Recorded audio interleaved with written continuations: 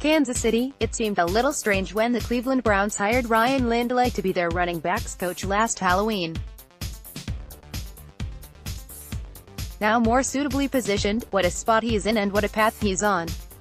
Lindley, a sixth-round pick of the Arizona Cardinals in 2012, dressed for 10 and started 6 games as he bounced from the San Diego Chargers back to the Cardinals, then to the New England Patriots and finally the Indianapolis Colts before his NFL playing days came to an end on Jan.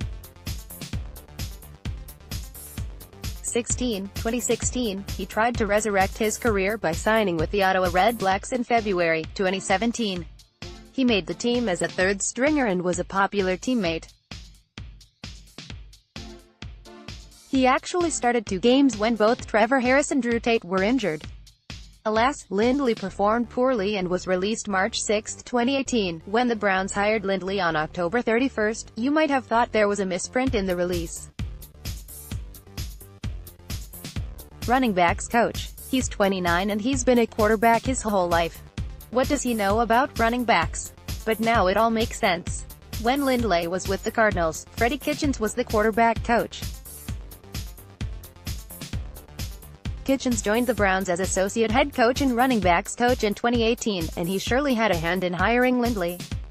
When Kitchens was formally introduced as the Browns head coach on Monday, he named Lindley his quarterbacks coach. That means in a little more than 10 months, Lindley has gone from being cut by the Redblacks to the mentor of Baker Mayfield, who on Tuesday was voted the NFL Rookie of the Year by the Pro Football Writers of America. Mayfield threw 27 touchdown passes, eclipsing by 1 the previous record for a first-year QB shared by Peyton Manning and Russell Wilson. What gives Kitchens the faith that Lindley won't ruin the kid? Well, it might have something to do with this interesting note in Lindley's profile page on the Browns website. Following his playing career, he helped numerous prospects leading up to the NFL draft, including quarterbacks Carson Wentz, Jared Goff and Mitchell Trubisky. Is that anything? Attempts to reach Lindley on Tuesday were fruitless, so the pressing question of what he did to groom those 3 budding stars, and what he did to help Browns running back Nick Chubb have the strong rookie season he had in 2018 will remain unanswered for now. But here's something else that's interesting to note. In 1987, another young quarterback tried to put some legs to his playing career with the Ottawa Rough Riders.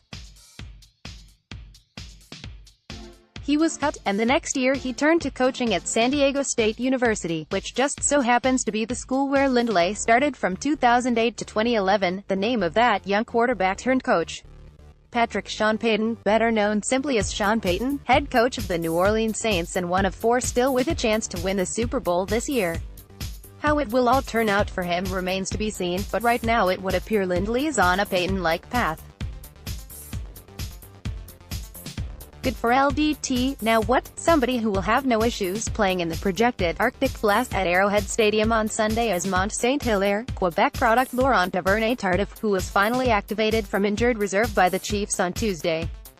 Duvernay-Tardif, known as either Limited or Larry in Kansas City, started 5 games at guard this season before breaking his leg and tearing ligaments in his ankle against the Jacksonville Jaguars.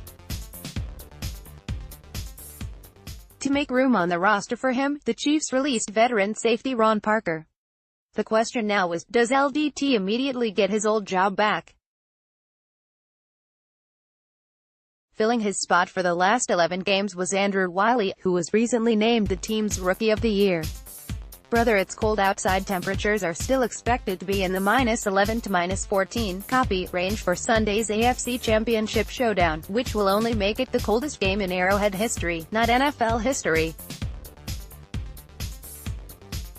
Dubbed the Ice Bowl, the 1967 NFL Championship game between Dallas and Green Bay at Lambeau Field, the temperature at kickoff was 26 degrees, with wind chill pushing it to -44. Patriots WR Philip Dorsett, when asked Tuesday if the weather would be a factor, "It's not like we're playing in 10°F, and they're playing in 50°F. We're both playing in the same temperature, so we both have got to adjust and both have to be ready for it. The difference between catching the football in the cold? Your hands are frozen," said Dorsett. "Your hands are frozen and the ball is frozen. I'd said that's the only thing different. Tom Brady is 3-0 when it's -9, copy, or colder." Patrick Mahomes has never played in such conductors. Omar moved to Kansas City from Morocco 7 years ago. He has never seen anything like this weather. He lives 20 minutes from downtown. Approximately 120,000 residents lost their power with Saturday's storm. The snow accumulated on trees that fell through power lines, and Omar still doesn't have his back.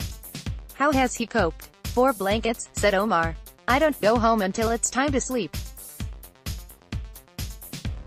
Then I use 4 blankets, extra points along with making Lindley his QB coach, and among his 9 new appointments, Kitchens has hired Saskatchewan Roughriders head coach Chris Jones as a senior defensive assistant. The two have an Alabama connection, and recently dismissed Arizona Cardinals head coach, see above, connection to Arizona, as his DC. The appointment of Clete Blakeman as referee for Sunday's AFC Championship game is not being well received by fans of both teams.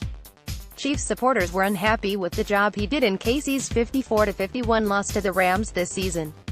Meanwhile, some fans in Boston didn't like that Blakeman shook hands with Blake Bortles after last year's AFC Championship game, even though he also shook Brady's hand. But worse than was the referee in the AFC Championship game, when he measured the sigh in the footballs, ultimately leading to Deflategate and Brady's suspension.